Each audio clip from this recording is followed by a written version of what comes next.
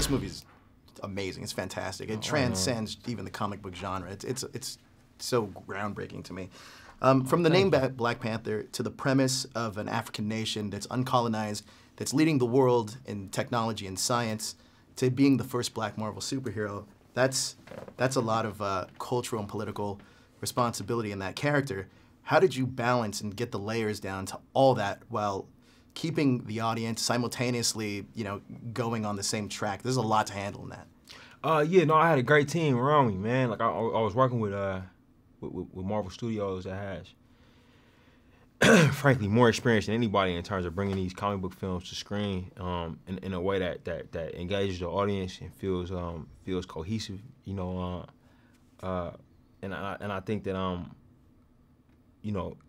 I call them all by name. You got Kevin Feige, you got Nate Moore, who's our day-to-day guy from the studio. You got Lou D'Esposito and Victoria Alonso, who kind of spearhead that studio's involvement in the project. And what I was able to do was to make something that was honest to myself, felt truthful, and I was able to crew up with people who I respected and trusted to do their best work in terms of bringing this to life. And that goes for the cast as well as our below the line crew.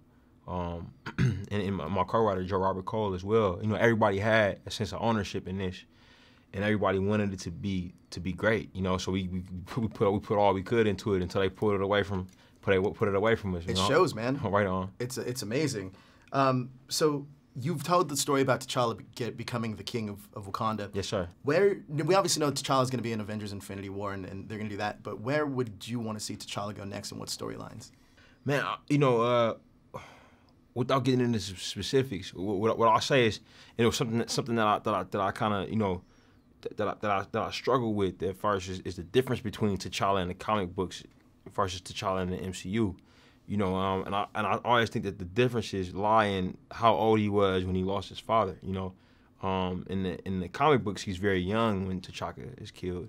In the MCU, he's a man. And those are two different things. Sure. So he's kind of in the MCU, he's kind of a guy who was a child king. He got his throne when he was very young. So when you meet him, you're dealing with a guy that's 30, 40 years old who's been king for a long time. So he has a different type of poise and confidence in his position. Whereas in our film, the character's just settling in. So I'll be really interested to see, what kind of king he is with experience and how that affects his performance in the stories.